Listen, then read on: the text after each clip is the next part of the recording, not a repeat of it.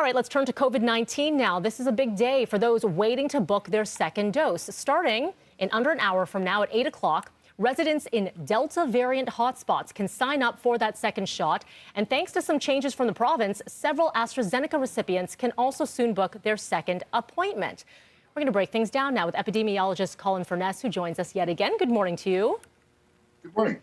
Okay, big decision over the weekend, but there were calls being made for this one. Let's begin with AstraZeneca to reduce that waiting period from the 12-week mark to the 8-week mark between doses. How big of a difference do you think this is going to, how much of a difference do you think this is going to make?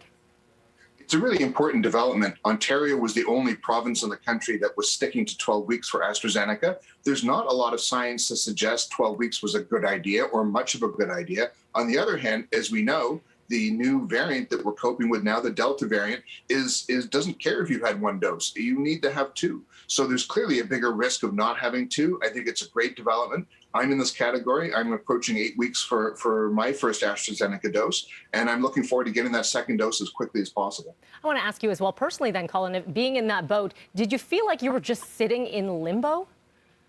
Yes, I think that's a perfect way to describe it.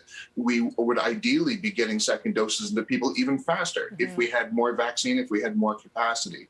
And thinking that I might have to wait for 12 weeks simply because I had signed up for AstraZeneca didn't seem very smart. It didn't seem science-based, and I'm glad that change has been made. Indeed, there's still a lot of people like yourself who took that first AstraZeneca dose and are now still looking at their options, right? An mRNA vaccine like a Pfizer, like a Moderna, or sitting with the AstraZeneca. And you're seeing research coming from all across the board. It's all still fairly new. There's only so much at our fingertips to be able to make that decision. What do you say to people who are trying to make that decision right now? What we see is that if you get AstraZeneca and then a second dose of AstraZeneca, you will be well protected against the Delta variant. If you get AstraZeneca and then Pfizer, it is safe and probably more effective. And I think if I was given the choice today, I would take a Pfizer vaccine for my second choice. If I had to wait much longer to get Pfizer than AstraZeneca, then I would get AstraZeneca for my second shot. So all things being equal, mixing has been proven safe and has been proven more effective than 2 shots of AstraZeneca. Okay, let's talk about today. It's going to be a busy one. I assume tens of thousands of people will be sitting in queue waiting to book that second appointment to be able to now move to the Delta variant hotspots. How big of a dent is that going to make in the effectiveness of getting people that second dose?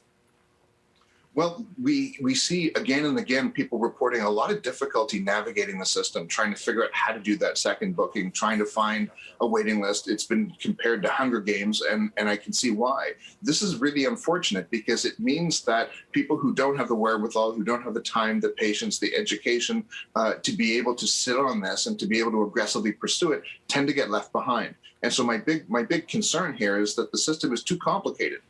In many cases, for this to be equitable and fair. Colin, I want to look at overall vaccination rates.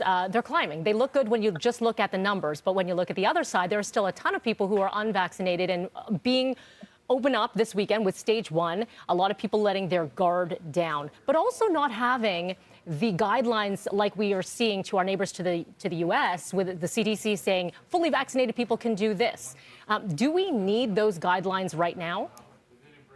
I think we're really rapidly approaching the point at which we ought to be differentiating between what people who've had 2 vaccines can do versus not. But let's be clear, Canada is leading the world in vaccination rate. That's great, 70% of our population. But that means, if you do the math, 10 million Canadians 12 and above have not been vaccinated at all yet. All 5 million Canadians under the age of 12 have also not been vaccinated. We've got 15 million people who are very susceptible. And so I think it's really important that we understand we still need a lot of important measures in place. We still need masking. We still need physical distancing. We still can't have very large gatherings. So we still have a lot of work to do. Okay. And we will continue to do that work as we follow this vaccination process here. Colin Furness, appreciate your time as always. Thank you.